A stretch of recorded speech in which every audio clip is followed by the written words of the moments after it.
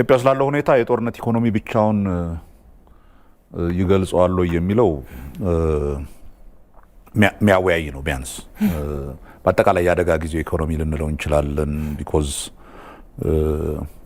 በአንድ ወቅት የሚገጥምህ ችግሮች የተለያዩ ናቸው። ጦርነት ቀጣይነት ያለው ሲሆን የራሱ የተለዩ ባህሪያት አሉት። ግን ከዛ ባሻገር አሁን ኢትዮጵያ ውስጥ ያለውን ሁኔታ ለመግለጽ ወር የአዘቦት የኢኮኖሚ እንቅስቃሴ ላይ አይደለም። እንደ ሴንታት ይሄ ሁሌ የምናደርገውን ነገር እያደረግን የምንቀጥልበት ሳይሆን ከሌላው ጊዜ የተለየ ነገር ሲገጥምህና በአጠቃላይ በኢኮኖሚው እንቅስቃሴ ላይ የመንግስትን የተወሰነ ሀብትና ሪሶርስ የምትጠቀምበትን ሁኔታ አማራጩን በተወሰነ ደረጃ ያ አስቸኳይ ጊዜ ኦር ያ የአደጋ ጊዜ ያንን የአደጋ ጊዜ ለመወጣት ብለህ የምትወስዳቸው እርምጃዎች ሌላ ጊዜ ከምታረገው የተለየ ነገሮች እንድታረግ ይጠይቃል። የመንግስትን ወጪ አወጣጥ ይቀይረዋል። የኢኮኖሚውን ሚዛን ለምሳሌ ከአጠቃላይ ምርቱ ምን ያህሉ ወደ ፍላጎትን የጊዜያዊ ፍላጎትን ለማርካት ወይም ኮንሰምፕሽንን ላይ ምን ያህሉን ታውለው ነበር። የአስቸኳይ ጊዜ ይሄንን ይቀይረዋል ወይ?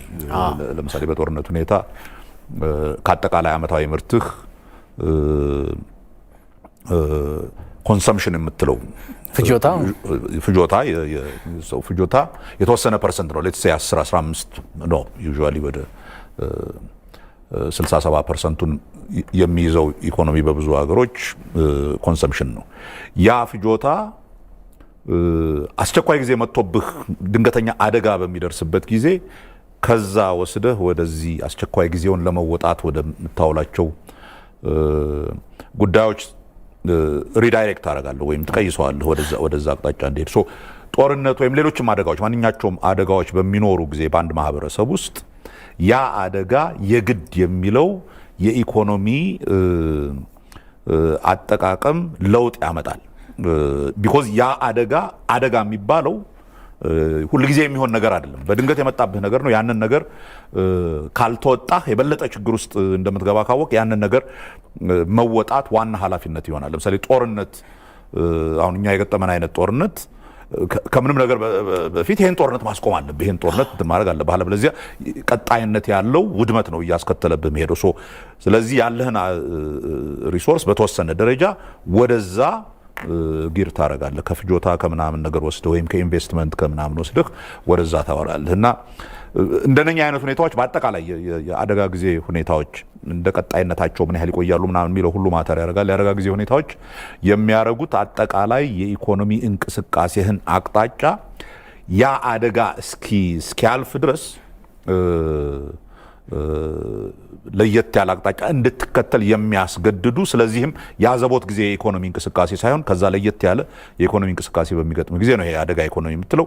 ጦርነት አንድ የዚህ አይነት አደጋ እንትን ነው። ግን አሁን እንዳልኩ ቅድም የኢትዮጵያ ሁኔታ ችግሩ ከፊታችን በኢኮኖሚው ዙሪያ ያለው ችግር ጦርነቱ ያመጣው ችግር በአንድ በኩል አለ። ትልቅ ችግር ነው። ብዙ መሰረተ ልማቶች የወደሙበት፣ ትምህርት ቤቶች የወደሙበት ያ ሁኔታ አለ።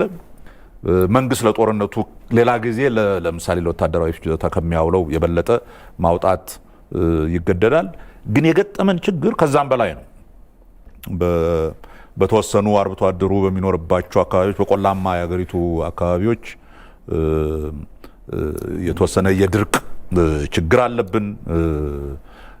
እሱን አንድ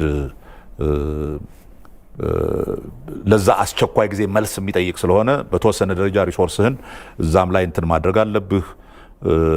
ከግጭቱ ጋር በተያያዘ የዓለም አቀፉ ማህበረሰብ የሚሄድበት አቅጣጫ አለ። ያ እንደ ኢትዮጵያ ያለ ብዙ የፍጆታ እቃውን ከውጭ የሚያስመጣ ሀገር በውጭ ምንዛሪ በኩል የሚገጥመው ችግር አለ። እነኝን ሁሉ ቁጭ ብሎ አጠቃላይ ያለውንና ሊመጣ የሚችለውን ሁኔታ አይቶ የኢኮኖሚውን አቅጣጫ ያንን ጊዜያዊ አደጋ እንድናልፍ የሚያደርገን ግን በሌላ በኩል ደግሞ በተቻለ መጠን ያንን አደጋ ህብረተሰቡ በጣም ሳይቸገር ልታደርገው የምትችልበትን መንገድ የምትፈልግበት አቅጣጫ እንድትይዝ ያደርጋል። የዛ አይነት ሁኔታ ነው ያስቸኳይ ጊዜ ወይም የአደጋ ጊዜ ኢኮኖሚ የምትሉ።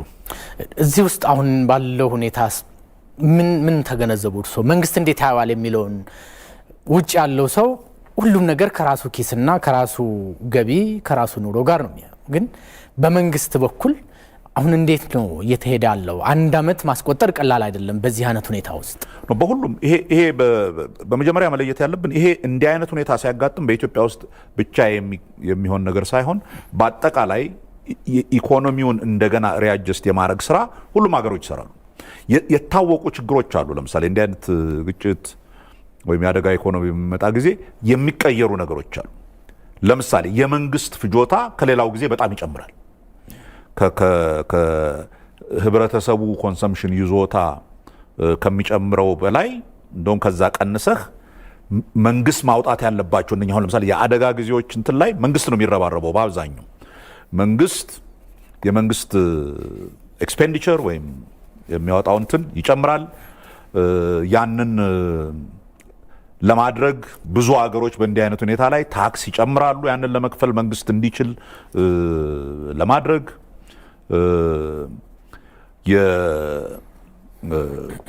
ፍላጎቶች በጣም ስለሚጨምሩ በመንግስትም በኩል በተወሰነ ደረጃ በከፍተኛ ደረጃ ስለሚጨምር የዋጋ ንረት ይከተላል። የትም አገሮች ብታይ ለአጠቃላይ የኢኮኖሚ እድገት የምታወጣው የኢንቨስትመንት መጠን ይቀንሳል። እነኚህ በሁሉም አገር እንዲህ አይነት ችግር በገጠማቸው አገሮች የሚሆኑ ነገሮች አሉ። እነኛ በኢትዮጵያም መሆናቸው አይቀርም። አሁን ካየህ በኢትዮጵያ ሁኔታ የመንግስት ፍላጎት በከፍተኛ ደረጃ ጨምሯል። በምን ምክንያት? አንደኛ ከዚህ ከጦርነቱ ጋር በተያያዘና ማነው ወያኔ ያመጣብንን ችግር ለመፍታት በሚደረገው እንቅስቃሴ የመንግስት ወጪ በከፍተኛ ደረጃ ጨምሯል። ለጦርነቱም ይወጣል። የፈራረሱ ነገሮችን የመገንባት ጉዳይ አለ። የመሰረተ ልማትን እንደገና በተወሰነ ደረጃ መልሶ እንትን የማቋቋም ስራ አለ። የተፈናቀሉ በጣም ብዙ ወገኖች አሉ። እነሱን ማቋቋም አለ። በዚህ ምክንያት በከፍተኛ ደረጃ የመንግስት ወጪ ይጨምራል። ከዛ በተጨማሪ ቅድም እንዳልኩት ከድርቁ ጋር በተያያዘ በአንዳንድ አካባቢዎች የመንግስትን እርዳታ የሚፈልገው ሰው መጠን በጣም እየጨመረ ሲሄድ የመንግስት ፍላጎት ይጨምራል። ይሄ በአንድ በኩል የመንግስት የወጪ ፍላጎት በከፍተኛ ደረጃ ይጨምራል። አሁንም ጨምሯል፣ ምንም ጥያቄ የለውም።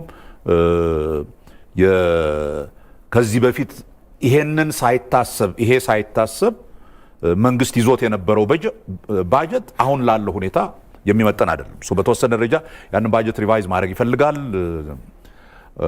ዜርፎር የመንግስት ወጪ ይጨምራል። ይሄ ምንም ጥያቄ የሌለው እንትን ነው። የመንግስት ወጪ ሲጨምር አብሮ የሚሆነው ከየት ይመጣል? ይሄ ገንዘብ ወይ ታክስ የምታደርገው ምንድነው? የህብረተሰቡን የማጥፋት ለፍጆታ የሚያጠፋውን እንትን በተወሰነ ደረጃ መቀነስ ነው። በመንግስት በኩል ታክስን የመጨመር ፍላጎት አሁን እስከማውቀው ድረስ ያለ አይመስለኝም። ፍላጎት የህዝቡ የፍጆታ ፍላጎት በተወሰነ ደረጃ መቀነስ አለበት። ይሄ ምንም እንዲህ አይነት ሁኔታ ሲያጋጥም ወይ በመንግስት በኩል በታክስ ይቀንሰዋል፣ አለበለዚያ ህብረተሰቡ ራሱ የሚገባበት አሁን ለምሳሌ እንዲህ አይነት የአገር ችግር በሚገባ ጊዜ ህብረተሰቡ አሁን ይሄ የመረዳዳት የሶሊዳሪቲ ጊዜ ነው። የተወሰኑ ወገኖቻችን ጦር ሜዳ ሄደው በሚያልቁበት ጊዜ እኔን በሰላም እንድኖር በሰላም ስራዬን እንድሰራ በሚያደርጉበት ጊዜ እኔ የድሮን አይነት ኑሮ የድሮን አይነት ወጪ የድሮን አይነት የተዝናና ነገር ላለው ማለት ነው ማድረግ የለብኝም ብለው በተወሰነ ደረጃ ራሳቸውን ያቀባሉ። ያንን በምታቅም ጊዜ ፍላጎት አይንርም። ዘርፎር በተወሰነ ደረጃ የዋጋ ንረቱን ትንሽ ይቆጣጠርልሃል። ካልሆነ ግን ከገፋው ዜን መንግስት ምንም ምርጫ አይኖረው። አለበለዚያ የዋጋ ንረቱ ደግሞ ሌላውን የህብረተሰብ ክፍል በከፍተኛ ሁኔታ ስለሚጎዳው፣ ስለዚህ እነኚህ በሁሉም ሀገሮች በእንዲህ አይነት የአደጋ ጊዜ የሚፈጠሩ ችግሮች በመንግስት ኢኮኖሚ በማክሮ ኢኮኖሚው ላይ የሚፈጠሩ ችግሮች በኢትዮጵያም ተፈጥረዋል። ከሌሎቹ ግን የተለየ አንድ ነገር አለ። ያ የተለየ ነገር ምንድን ነው? እንደኛ አይነት ደካማ የሆነ ኢኮኖሚ፣ ብዙ ችግር ያለበት ኢኮኖሚ፣ ብዙ የፍጆታ እቃውን ከውጭ በሚያስመጣ ጊዜ ዝም ብለህ ገንዘብ አትመህ ይሄንን ነገር እንትን ልታደርገው አትችልም። አሁን አሜሪካ አደጋ ቢደርስበት ገንዘቡ ይሄ ሃርድ ከረንሲ የምትለው ስለሆነ አትሞ ያንን ችግሩን ሊወጣበት ይችላል። አይተህ እንደሆነ በኮቪድ የመጣ ጊዜ፣ በኮቪድ አደጋ ጊዜ የአሜሪካን መንግስት ከኮቪድ ጋር በተያያዘ ህብረተሰቡ ስራ መግባት በማይችልበት ጊዜ ቤቱ መቀመጥና በአጠቃላይ ኢኮኖሚው ሲናጋ ወዲያውኑ ወደ 3 ትሪሊየን ዶላር ነው አውጥቶ ለህብረተሰቡ እንደውም እንትን ደረጃ የሰጠው። ይሄን ማድረግ የሚችለው ኢቬንቹዋሊ እንትን ማድረግ ቢኖርበትም አትሊስት የራሱን ገንዘብ አትሞ ነው። የኛ አይነት ሀገር ብዙ ፍላጎቶቻችንን ከውጭ ማስመጣት ስላለብን ያ ደግሞ የውጭ ምንዛሪ በከፍተኛ ደረጃ ስለሚጠይቅ መቆጠብ ያለብህ አንድም በአጠቃላይ ፍላጎትህን መቀነስ ነው። በሁለተኛ የውጭ ምንዛሪ የሚፈልጉ እቃዎችን እና ፍላጎቶችን በከፍተኛ ደረጃ መጫን አለብህ። ቢኮዝ ያን ያለህን አነስተኛ ወይም የተመጠነ የውጭ ምንዛሪ የሚፈልጉ አዳዲስ እንትኖች አሉ፣ ፍላጎቶች ይመጣሉ። አሁን በዚህ በድርቅ ምክንያት የተራበውን ሰው ለማብላት በሀገር በደንብ በማታመርትበት ሁኔታና ስንዴ ከውጭ መግዛት ካለብህ ለዛ ወጪ ማውጣት አለብህ። ከጦርነቱ ጋር በተያያዘ በተወሰነ ደረጃ ለሌሎች የልማት ነገሮች ልታውላቸው የነበሩትን ነገሮች ወደዚህ ቢኮዝ ሁሉ ነገር ጦርነቱ ፍላጎቱ ይሁን የአስቸኳይ ጊዜ ፍላጎቱ ይሁን የተፈናቀሉትን የማቋቋም በአብዛኛው የውጭ ምንዛሪ ነገር የሚፈልገው ነገር አለ። ስለዚህ ይሄ ተጨማሪ ዕዳ አለ። እንደ ኢትዮጵያ ባለ ሀገር የውጭ ምንዛሪው በጣም ውስን በሆነበት ይሄ ያውም እርዳታ ሰጪ ሀገሮች ከጦርነቱ ጋር በተያያዘ የያዙትን እንኳን ትተህ ነው ኢትዮጵያን ላይ ጫና ለመፍጠር የሚደረገውን እንኳን ትተህ እንዲሁ በአዘቦት ስራ እንኳን እና ስሜት ውስጥ እንኳን ቢሆኑ ያ የውጭ ምንዛሪ ፍላጎት በተወሰነ ደረጃ አጠቃላይ ወጪህን በአገር ደረጃ በብዙ መልኩ እንድትቀንስ የሚያደርግ ነው። ይሄ አንዱ ለኛ እንትን መሆን ያለበት የተፈጠረብን አሁን የዚህ የአደጋ ጊዜ የአገር ህልውና ጉዳይም ስለሆነ የአገር ህልውና ጉዳይ ደግሞ በሰላም ሰርቶ ቤት መግባት በሰላም መኖርን የሚጠይቅ ስለሆነ ይሄን በሰላም ሰርቶ ቤት መግባትና ሰላም መተኛት እውን ሊሆን የሚችለው እነኚህ ወገኖቻችን ሄደው በጦር ግንባር በሚያደርጉት መዋደቅ ከሆነ ዘን እኔ በሰላም እንድሰራ ያደረጉኝን ሰዎች መርዳት፣ መተባበር፣ እኔ ከውጭ መቆጠብ ይሄ አሁን በሰላም ጊዜ ለምሳሌ ትልቅ ድግስ ደግሰህ ሰርግ ልታደርግ ትችላለህ። በእንዲህ አይነት የአደጋ ጊዜ ግን ያ ፍጹም ተቀባይነት የሌለው የቅንጦት እንትን ነው የሚሆነው። ምክንያቱም ያ ሀብት በጣም ብዙ አንተ ትልቁን ድግስ ትተህ በትንሽ ቤት ሰዎችን ጠርተህ እንትን ብታደርግ ከዛ በላይ ያለው ወጪ ይሄ ያንተን ሰላም አንተ በሰላም ተኝተህ እንድታድር የሚያስፈልግህን ነገር እና የሶሊዳሪቲ ኢኮኖሚ ውስጥ መግባት አለ። በተወሰነ ደረጃ የመረዳዳትና የመተሳሰብ ሁኔታ ውስጥ መግባት አለብህ። የመረዳዳትና የመተሳሰብ ኢኮኖሚ እንቅስቃሴ ውስጥ ስትገባ ለምሳሌ ወታደሩን መርዳት፣ የተፈናቀሉትን መርዳት ምናምን ብቻ ሳይሆን ራስህ የህይወት ዘይቤህን በተወሰነ ደረጃ መቀነስ አለብህ ኢኮኖሚውን እንትን ለመርዳት። ቢኮዝ በፊት አንተ ለቅንጦት ብለህ የምትጠቀምባቸው ነገሮች አሁን የሚያስከፍሉን ዋጋ በጣም በጣም ከፍተኛ በሌለን ገንዘብ ነው። አንተ ውስኪ ለማምጣት ከፈለክ፣ ውስኪ ለመጠጣት ከፈለክ ያን ውስኪ ለማምጣት የሚወጣው የውጭ ምንዛሪ በጣም ብዙ የተጎዱ ወገኖቻችንን ሊደግፍ የሚችል ጦርነቱን በአሸናፊነት ለመወጣት የሚያስፈልጉንን ወጪዎች እንድንል የሚያደርገን ነው። ስለዚህ በተወሰነ ደረጃ መንግስት እስኪያስገድድህም መጠበቅ የለብህም። እንደ አንድ የአገሩ ባለቤት ነኝ እንደሚል ሰው ኦኬ፣ ይሄ ጊዜ የተለየ ጊዜ ነው። በዚህ ጊዜ ወደፊት ከዚህ በፊት ስኖር የነበረበት አይነት ኑሮ ልኖር አልችልም። በተወሰነ ደረጃ ቆጠብ ብዬ መኖር አለብኝ የሚል እንትን ውስጥ መግባት አለበት። ያ ነው በእንዲህ አይነት ሁኔታ በጣም በጣም አስፈላጊ የሆነው ነገር። አሁን ያለንበት ሁኔታ በጣም የተለየ ጊዜ ነው፣ ከሌላው ጊዜ በጣም የተለየ ነው ስላሉ በጣም የተለየ ጊዜ ከሆነ ደግሞ የተለየ ሁኔታና የተለየ ቁርጠኝነት ኮሚትመንት ነው የሚጠይቀው። ይህንን የተለየ ኮሚትመንትና ቁርጠኝነት ከላይ ከከፍተኛ አመራሮች ጀምሮ እስከ ታችኛው የህብረተሰብ ክፍል ምን ስራዎች እየተሰሩ ነው? ለምሳሌ እንግዲህ በካቢኔ ደረጃ ትወያያላችሁ። ባለፉት ቢያንስ 2 ወር አካባቢ ሆኖታል። እንግዲህ እርሶም ወደ አስፈጻሚነት መጥተው ትላንት የነበሩትን የአካዳሚክ እውቀትና እዛ ላይ ያለውን ነው አሁን ወደ መንግስት መጥተው እያዩት ነውና በምን ያህል ቁርጠኝነት ነው ታዲያ እየተሰራ ያለው የሚለውን እስኪ ነው። ምናልባት ይሄን ጥያቄ ያዝ ያርጉልኝ ፕሮፌሰር፣ እመለሳለሁ። አንድ ደዋይ መስመር ላይ ያለው በ0115512080 ደውላችሁ ሀሳቦቻችሁን ልታጋሩን ትችላላችሁ። ሄሎ ሄሎ፣ እንተዋወቅ። በዛ ሀሳቦትን አጠር አድርገው ይቀጥሉ። እኔ ስሜ ረዳቱ እርሱሞ ይባላለሁ። እሺ፣ ከደቡብ ክልል ከሀዲያ ዞን ሚሻ ወረዳ ከዛ ነው እየደወልኩኝ ያለው። እሺ፣ ሀሳቦትን አጠር አድርገው ጥያቄ ማስተያየትም ካሉት። አይ ጥያቄ ሳይሆን አስተያየት ነው ለመስጠት የፈለግኩት። እሺ፣ አጠር አድርገው። ያው አሁን ኢቲቪ ቤት እየተከታተልኩኝ ነበር። እየሰማኖት ነው። ሀሳቦትን ይቀጥሏ። አዎ፣ አሁን ያው የሀገራችን ሁኔታ በጣም አሳሳቢ ጉዳዩ ስለሆነ ዞሮ ዞሮ የግድ ኢኮኖሚ ላይ ተጽዕኖ ያሳድራል። ኢኮኖሚ ላይ ተጽዕኖ ስለሚያሳድር እየሰማኖት ነው። አዎ፣ አይ ፕሮፌሰር ብሬ በጣም የሚወዳቸውና በጣም የሚያከብራቸው ደግሞ እንደ አብይ በቃ በሁኔታዬ ሁሉ በቃ ይሳቸው የሚሉ ነገር ሁሉ መስማት ስለሚወድ እየገለጹ ያለው ነገር ደስ ስላለኝና የእናንተ እያደረጋችሁ ያለው የግድ ኖረን ኢትዮጵያን መታደግና ኢትዮጵያን አዲን ስራ መስራት የራሳችን ነው የሚሆነው።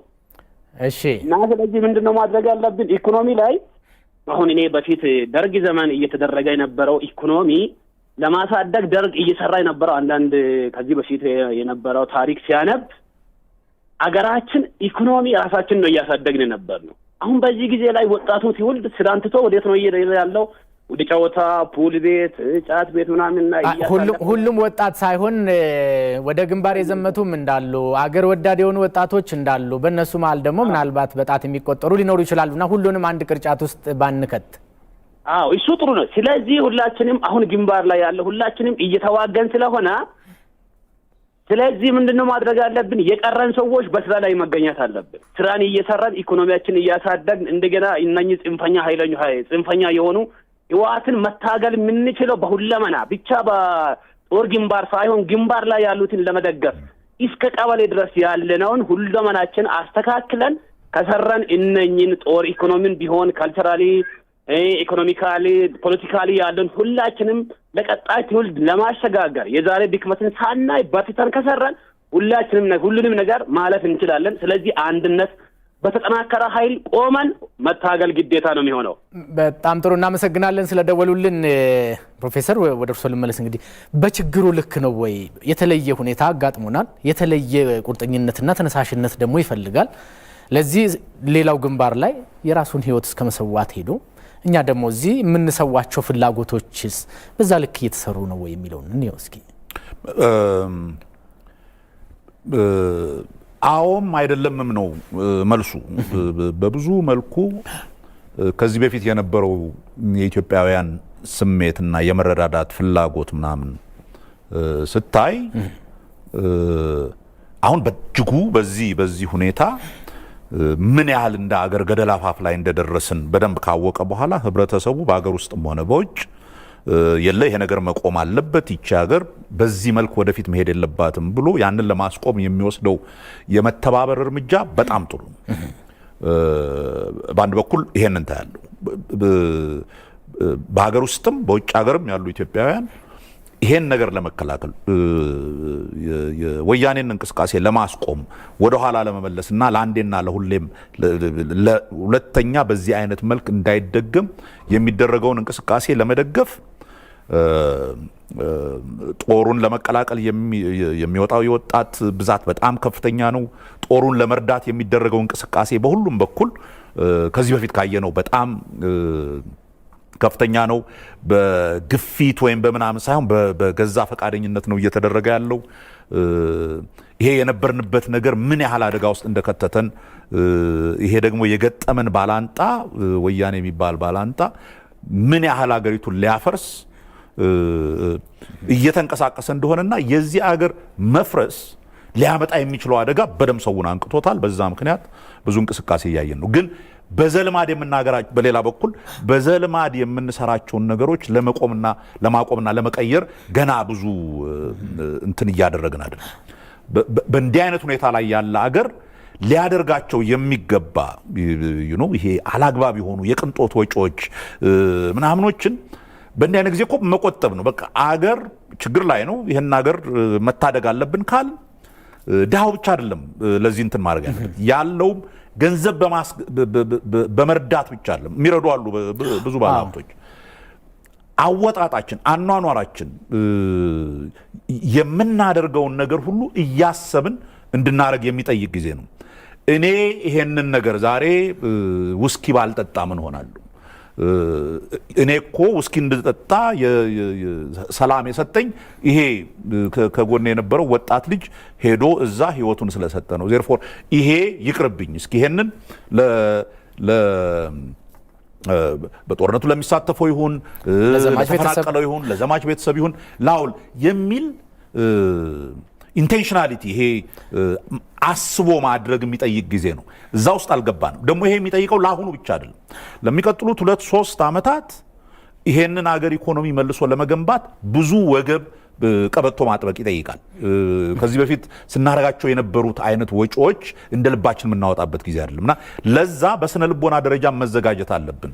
እኛ ከምንም ነገር በላይ የሀገራችን መኖርና መፍረስ እዛ ደረጃ ላይ ሲያደርሰን መንቃት ያለብን የአኗኗር ሁኔታችንን መቀየር ብቻ አይደለም፣ ከአሰራራችን ጀምሮ ሰዓት ከመጠበቅ ጀምሮ ይሄን እዚህ ያደረሰንን የዚህ አይነት ውርደት ውስጥ የጣለን ነገር ከጦርነቱም በኋላ መልሶ እንዳይመጣ በትምህርት ላይ ያለን አመለካከት ይሄ መሰረታዊ የሆነ የሞራል እንትናችን የከሰረበት አይነት ሁኔታ እንደ በፊቱ ዝም ብለን ደረታችንን እየመታን አይደለም። ውስጣችንን በደንብ ፈትሸን ምንድነኝ እኔ እንደ ኢትዮጵያዊ ምንድነው የሚጠበቅብኝ ብለን የምንጠይቅበት ጊዜ ነው እና በብዙ መስክ ነው እንቅስቃሴ የሚያስፈልገን። በኢኮኖሚ እንቅስቃሴ ላይ ያሉ ሰዎች ከወትሮ በተለየ መስራት መቻል አለባቸው። ብዙ ትርፍ ሲጠብቅ የነበረ ነጋዴ ኦኬ ይሄ ክፉ ጊዜ ነው፣ ዜርፎር ብዙ ትርፍ ከማግኘት ትንሽ ብቻ የሚበቃኝን አድርጌ ብሎ በእቃዎች ላይ የማይሆን ዋጋ መጨመር ምናምን እንዳያደርግ ገብቷል። ሁላችንም ሁኔታው የሚጠይቀው ስሜት ውስጥ መግባት አለብን። ሁኔታው የሚጠይቀው አመለካከት ውስጥ መግባት አለብን። ያን ካላደረግን አንዱ ነገር በአንዱ ነገር ላይ እየተደራረበ ችግራችንን የበለጠ ያባብሰውና ከዛ በኋላ ዝም ብለህ ከተውከው ደግሞ የውስጣችንንም አንድነትና እንትን አባላት ያ የት እንደሚያደርስ አይተነዋል። ከዚህ ጊዜ በላይ የአገር አንድነት የማህበረሰብ ትብብር ምን ያህል እሱ በሚፈርስበት ጊዜ አገር ምን አይነት አደጋ ላይ ልትወርቅ እንደምትችል ብቻ ሳይሆን እያንዳንዳችን ህይወታችን ምን ያህል ሊዛባ እንደሚችል ነው ያየነው። ያ እንዳይሆን አመለካከታችን፣ አስተሳሰባችን ከአመጋገባችን ጀምሮ ከአወጣጣችን ከገንዘብ አወጣጣችን ጀምሮ ሁሉ ቦታ በመኪና መሄድ የለብንም። አንዳንድ ጊዜ በእግራችን መሄድ እንችላለን። በዛ ምክንያት ለነዳጅ የምናወጣውን ነገር መቀነስ እንችላለን። ይሄን ግን ለማድረግ ማሰብ አለብን። ይሄ ነገር ያስፈልገኛል አያስፈልገኝም ብለን የምንጠይቅበት ጊዜ ላይ ነን በአወጣጣችን ላይ። ጊዜው የሚጠይቀውን ለመሆን የሚያስፈልገው ሆ ብሎ መነሳትና እንደው አንነካም ብሎ እንትን ማድረግ ሳይሆን ከዛ ጋር አብሮ መሄድ ያለበትን ባህሪና የአኗኗር ሁኔታም በተወሰነ ደረጃ መቀበል አለብን። በኋላ ላይ ይመጣል ቅንጦቱ ምናምኑ፣ በኋላ ላይ ይመጣል ትልቁ ድግስ ምናምን። አሁን ግን አንችልም። አሁን እንደ አገር አንችልም። ለድግስ የማወጣውን ነገር ቤት ውስጥ ትንሽ ቤተዘመድ ጠርጬ አጥፍቼ ለምን ለተፈናቀሉት ወገኖች ያላደረገው? እንደዛ አይነት ማሰብ የሚጠይቅ ጊዜ ነው። ቅድም የሚያነሳሁት አንድ አለ። ለምሳሌ ሰሞኑ የነዳጅ ዋጋ በተወሰነ ብር 4 ብር 5 ብር ወይ 6 ብር እንደዚህ አካባቢ ጨምሯል። እንግዲህ መጨረሻ ላይ ደግሞ ሄዶ ተጠቃሚዎች ጋር ነው የሚመጣው። ነጋዴው ጋር ብዙም የፈለገ ቢሆን ነጋዴ እያተረፈ ነው ንግዱን የሚቀጥለው መጨረሻ ላይ ግብር ከፋይም ስለሆነ የመጨረሻዋን እንጥፍጣፊ ሳንቲም የሚከፍለው ተጠቃሚው ስለሆነ እና ሰው በዛ ልክ ይረዳካል እና አንዳንድ ጊዜ በእግር መሄድም የሚችሉ ሰዎች እነዚህ አይነት ነገሮችን እንግዲህ ትራንስፖርት መጨመሩ አይቀርም። እዚህ አይነት ስሜት ውስጥ ለመግባት እንግዲህ መሰራት ያለባቸው ነገሮች ሊኖሩ ይችላሉ። አሁን ያለንበት ሁኔታ ደግሞ በጣም የተለየ። ለምሳሌ በጦርነቱ ወቅት በአምና የህግ ማስከበር የመጀመሪያዎቹ 8 ወራት 100 ቢሊዮን ብር መንግስት እንዳወጣ ነገረን። ከዛ በኋላ ያሉትንም በተመሳሳይ በውድመቱ ምክንያት ደግሞ በቅርብ የብሔራዊ ባንክ ገዢ ደግሞ በአማራ ክልል ላይ ብቻ በተወሰኑ ዞኖችን ወስዶ ሳምፕል ወደ 280 ቢሊዮን ብር አካባቢ ነው አጠቃላይ። እንግዲህ በድርቁ የመጣ ጉዳት አለ። ከዚህ ከህግ ማስከበሩ አሸባሪ ወያኔ ደግሞ ያወደማቸው ውድመቶች ቀላል አይደሉም በኢኮኖሚ። እነዚህን ሁለቱን ነገሮችን እንለይ። እንግዲህ ኢኮኖሚው ላይ የመጣው ጫና ቀላል አይደለምና የመጨረሻውን ዕዳ የሚከፍሉት እዚህ ጋር ያሉትን እስኪ ከህብረተሰብ አንጻር እኔ ህብረተሰቡ ምንድነው ማድረግ ያለበት የሚለውን እሱ እናስባለን። ወደ መንግስት በኋላ መለሳለሁ። እስኪ ደዋይ መስመር ላይ ስላሉ ነው ፕሮፌሰር። ሄሎ እንተዋወቅ። ሀሳቦትን አጠራ አድርገው ይቀጥሉ። ዘላለም አድማሱ እባላለሁ ከመራዊ ነው። ይሄንን ካልኩኝ በዚህ በፕሮግራማችሁ ጉዳይ ላይ ያው ሁሌ እከታተላችኋለሁ፣ የዘወትር ተሳታፊ ነኝ። አሁን በተነሳው ርዕስ ጉዳይ ላይ ሀሳብና ጥያቄ ለመስጠት ግን የጦርነት ኢኮኖሚ የሚለው በመጀመሪያ ደረጃ ርዕሱ ተገቢ ነው። አሁን ፕሮፌሰር እንዳነሱት ይሄ የኢኮኖሚ ጉዳይ የግድ እያንዳንዱ የህብረተሰብ አካል ተረድቶ የሚያመጣብንን በተለይ በችግር ጊዜ የሚፈጠሩ የኢኮኖሚ መንገራገጮች ህብረተሰቡ መረዳትና ያኗኗር ዘይቤውን ማስተካከል መቻል አለበት የሚሉት ፕሮፌሰር ትክክል ነው። ግን ምንድነው የሚታየኝ ጠንከር ያለ የአስተምሮት ሂደት ያስፈልገዋል። ማህበረሰቡ የመጣበትን ማህበረሰብ አስተሳሰብ ባንዴ ለመቀየር የተወሰኑ ችግሮች ሊኖሩ ይችላሉ። ስለዚህ ይሄ የማስተማር ሂደቶች ቢኖሩ ጥሩ ነው። ሌላው አሁን አቶ ግዛቸው ያነሳው የዋጋ ንረቱ በሚፈጠርበት ሰዓት ለምሳሌ የነዳጅ ጭማሪ በሚኖርበት ሰዓት የመጨረሻው እና ዝቅተኛው የኢኮኖሚ ተጠቃሚ ህብረተሰብ ነው ጫናው የሚበዛበት። ስለዚህ እነዚህን ጉዳዮች ሁሉ አስቦና አንሰላስሎ ያንን ችግር የማለፍ ዘዬና ሁኔታዎች ሊኖሩ ይገባል። ምክንያቱም ነጋዴ ነው። አሁን የምናያቸው ነገሮች አሉ። ስለዚህ ህብረተሰቡ በዚህ ጉዳይ ማሰብ መቻል አለበት ነው። ሌላው ግን ለፕሮፌሰር መጠየቅ የምፈልገው ነገር ምንድነው አገራችን ብዙ ጊዜ ውጥረት ላይ ችግር ላይ በምትሆንበት ሰዓት ማህበረሰቡ በተለይ ኢትዮጵያን የሚያስብ ማህበረሰብ ራሱን ጎድቶና ማህበረሰቡን አስቦ ወይም አገሩን አስቦ የራሱን ጥረትና ኮንትሪቢዩሽን በሚያደርግበት ሰዓት ደግሞ በስመ ኢትዮጵያዊነት ራሳቸውን ማሳደግ የሚፈልጉ ገብጋባ ሰፍሳፋና አሁን አገራችን እያወደመ ካለው ከህወሓት ከዚህ መሽገር ያልተለዩ እጅግ በጣም አስቸጋሪ የሆኑ የህብረተሰብ ክፍሎች አሉ። በተለይ የነን ዳ ህብረተሰብ ዋጋ በመጫን ምርቶቹን በመደበቅ የተለያዩ ሳቦታጆችን የኢኮኖሚ ሳቦታጆችን በመስራት ህዝቡ በመንግስት ላይ እንዲነሳ ቅስቀሳ የማድረግ የራሳቸውን ዓላማ ለማሳካት የሚጥሩ ብዙ ገሌ የምንላቸው አይደሉም ብዙ ሰዎች አሉ። ስለዚህ መንግስት አሁን ይሄንን የኢኮኖሚ በጦርነት ሰዓት ያለ የኢኮኖሚ መንገራገጭ ለማስተካከል በተለይ እነዚህ አካላት ላይ የሚወሰደው ከግንባር ከሚወሰደው ጦርነት ያልተናነሰ እርምጃዎች ሲወሰዱ አይታዩም። አሁን ያለው ሁኔታ በዚህ ሁኔታ ከቀጠለ ህብረተሰቡ የባሰ አዘቅት ውስጥ ይገባል። ስለዚህ ፕሮፌሰር አሁን እሱ እንደ ኢኮኖሚስት ሰው እንደ ካቢኔ አባልነቶ በተለይ የታችኛውን የህብረተሰብ ክፍል ለመደጎምና ባለው ሁኔታ አጣጥሞ እንዲጓዝ ለማድረግ መንግስት የሚወስዳቸው እርምጃዎች ግን በአይን የሚታዩና የታችኛውን የህብረተሰብ ክፍል እያረኩ ያሉ ባለመሆኑ ምናልባት መንግስት ምን እያሰበ ነው? ወደፊትስ የሚታዩ ተጨባጭ እርምጃዎች በእነዚህ ነቀርሳዎች ላይ የሚወስዳቸው እርምጃዎች የሚታዩ ሊሆኑ ይገባል የሚል ሐሳብ አለኝ። በዚህስ ምን አስተያየት አለዎት ለማለት ነው።